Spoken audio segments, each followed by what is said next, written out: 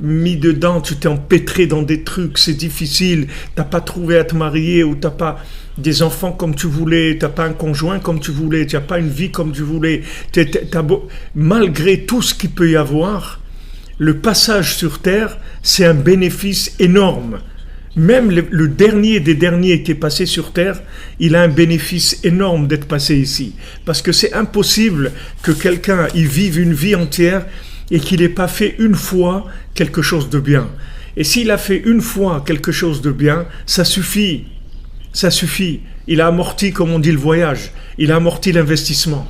Il a amorti l'investissement d'une vie entière. Puisque maintenant, tout le bien du monde, vous voyez, vous prenez toute la richesse du monde, depuis la création du monde jusqu'à aujourd'hui.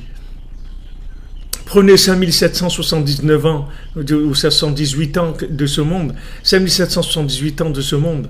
Prenez toute la richesse qu'il y a eu depuis ces années-là, tout le bonheur, tout le plaisir, vous prenez tout ça, vous en faites un pack, ça suffit pas pour payer une bonne action de quelqu'un. On veut maintenant donner le salaire à quelqu'un qui a fait une bonne action.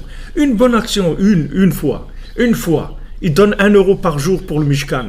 Il a fait traverser quelqu'un. Il a appelé sa maman pour lui dire comment tu vas maman et je pense à toi et je prie pour toi et je voulais te remercier pour tout le bien que tu nous as donné, comment tu nous as élevés avec tellement d'amour et tout. N'importe quoi. Il a étudié 1 minute. D'accord? Il a fait un Tehillim, un psaume dans sa vie.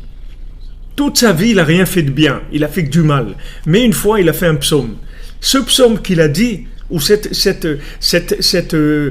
Mishnah qu'il a étudiée, cette page de Gemara qu'il a étudiée, celui Kouté Moharan, ce Sipourim Maasiot, on ne peut pas payer avec tout ce qui s'appelle bien dans ce monde, tout le bien relatif, tout le bonheur relatif, tout le plaisir relatif, il ne peut pas payer cette action-là. Donc, il n'y a personne qui va sortir perdant de ce monde-là. Personne.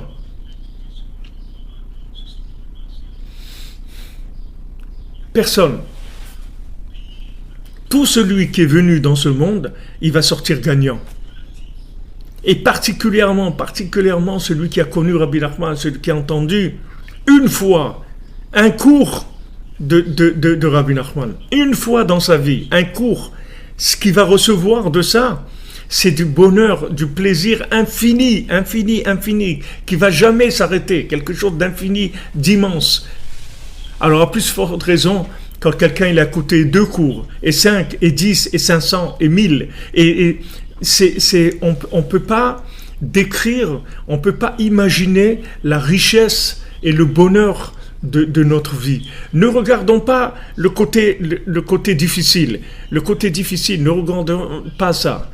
C'est le côté difficile de notre vie. Parce que tout ce côté difficile-là, il va terminer. Il ne va pas rester. Tout ce que vous avez de difficile dans votre vie, c'est quelque chose qui est voué à terminer. Mais tout ce que vous avez fait de bien, c'est quelque chose qui est interminable, infini, qui s'arrêtera jamais. Donc, il faut dire merci mon Dieu, tous les jours. Merci mon Dieu, même si dans le relatif, je voulais Rachel et on m'a donné Léa.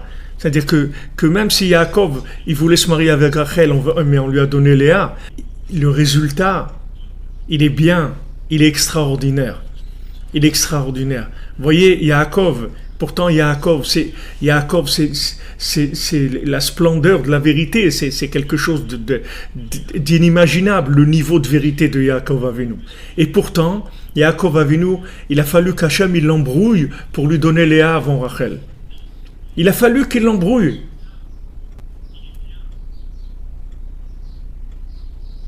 Il a fallu que Hachem il embrouille Yaakov pour lui donner le bien. Si maintenant Yaakov il a dû passer par une situation incompréhensible, qu'est-ce que c'est ça? Qu'est-ce que c'est cette vie? Je trime, je paye 7 ans pour Rachel. Il m'a dit voilà, je te donne Rachel. Rachel, ça veut dire des résultats concrets. Rachel, ça veut dire du résultat dans le relatif. Maintenant, je travaille 7 ans pour du résultat relatif et tu me payes en monnaie virtuelle, tu me payes en Léa, tu me payes en Bitcoin ou en je sais pas quoi, la nouvelle monnaie de Facebook, tu me payes en monnaie virtuelle. Tu dis ouais, c'est super. Je dis mais attends, mais j'ai payé pour du concret, pour de la réussite. Je veux m'arranger, je veux être meilleur, je veux pouvoir étudier la Torah, je veux pouvoir prier, je veux pouvoir vivre à Jérusalem, je veux des trucs, je veux de la réussite, j'ai payé pour ça, je fais des efforts et tout. Et toi, tu me donnes de la monnaie virtuelle, tu me dis super, hein, dans l'autre monde c'est super, mais moi je veux des résultats. Même Yaakov Avinu il s'est trompé. Yaakov Avinu s'est trompé. Et nous, on croit que dans l'état où on est, dans la petitesse, de la petitesse infinie de ce qu'on est aujourd'hui, vous croyez qu'on va, on peut connaître les chemins de la vérité d'Hachem? Vous croyez qu'on peut connaître les chemins dans lesquels, si Hachem il a été obligé d'utiliser ce Lavan-là, ce Lavan, ce monsieur Leblanc, soi-disant, il était au col blanc, soi-disant le monsieur Leblanc, c'était un très grand sorcier, Lavan. Hachem, il a utilisé Lavan pour donner à Yaakov le bien qu'il devait lui donner. Et il a été contre la volonté de Yaakov. Et Léa, elle s'appelle Sénoua, détestée. C'est pas que maintenant, Léa, elle était... que Yaakov, il était indifférent. Il l'aimait pas. Il aimait pas la vérité virtuelle. Il voulait du concret. Il voulait du real estate. Il voulait du rouge qui tâche. Du rouge qui tâche, c'est ça qu'il voulait. Il voulait du vrai, du concret. Et Hachem, il utilise tout ça, tous ces éléments qui sont à l'envers, tous ces éléments à l'envers pour mettre les choses à l'endroit, pour mettre les choses comme il faut. Et la personne, elle vient, elle se plaint, elle râle. Mais de quoi tu râles? De quoi tu râles? Tu crois qu'Hachem il t'a mis dans ce monde pour t'embêter? Tu crois qu'Hachem il t'a mis dans ce monde pour te faire souffrir? Hachem il t'a mis dans ce monde pour avoir une réussite éternelle. Maintenant ta réussite ta réussite éternelle, elle passe par des conditions qui sont déplorables dans le relatif, c'est-à-dire dans ton vécu c'est difficile. Comme on dit, le jour après jour, le yom, c'est-à-dire la réalité quotidienne, le quotidien, il est difficile. T'occupe pas de ça. T'occupe pas du quotidien. Ce quotidien va disparaître. Ce quotidien, le mal qu'il y a dans le quotidien, tout ce qu'il y a de négatif dans le quotidien, ça va terminer un jour. Mais par contre, ce que tu es arrivé à faire tous les jours, ça personne ne pourra jamais l'altérer, le toucher ou te l'enlever. Ça, c'est de l'éternité que tu as acquis. Ça, personne. Donc, ne vous trompez pas sur les valeurs de la vie. Nous, on voit la vie comme si vous voulez, comme un rapport relatif, comme de l'argent. C'est-à-dire, voilà, j'ai gagné 500 euros. Ah, j'ai perdu 500 euros. Non, ici, c'est pas, ce que tu gagnes, c'est pas comme ce que tu perds. C'est-à-dire, ce que tu perds, de toute façon, c'est perdu. De toute façon, les 500 euros, même si tu les as gagnés, tu vas les perdre un jour. Puisqu'un jour, on va te les enlever. Comme Rabbeinu dit, ou on enlève l'argent à l'homme, ou on enlève l'homme à l'argent. Mais les deux, ils vont pas rester ensemble. Les deux, ils vont pas rester ensemble. Ou quelqu'un, de son vivant, il perd son argent et il reste sans rien. Ou bien quelqu'un, s'il a gardé son argent, maximum, il va le garder jusqu'à la tombe. Et le jour où il va mourir, on va lui enlever son argent. C'est tout. Donc, de toute façon, tu vas le perdre. De toute façon, on va te le prendre. Alors, qu'est-ce qui change si on te l'a pris de ton vivant ou après? Qu'est-ce que ça change? Ça ne change rien du tout. C'est pas ces valeurs-là qui sont intéressantes. Mais si tu as fait quelque chose de bien, tu as fait de l'Aïd Bodedut, tu as fait une étude d'un conte de Rabbi Nachman, tu as donné une tzedaka pour le tzaddik, tu as fait quelque chose, tu as encouragé quelqu'un, tu as diffusé un cours, tu as diffusé. Combien de gens ils disent « Waouh, je viens de découvrir vos cours et tout, ça m'a sauvé la vie et tout ». Pourquoi ces gens-là, ils n'ont pas découvert avant? Parce que les gens, ils diffusent pas assez, les gens, ils sont pas là à diffuser. Diffuser, je parle pas de mes cours, diffuser ce que vous voulez, mais que ça parle de Rabbi Nachman, c'est tout.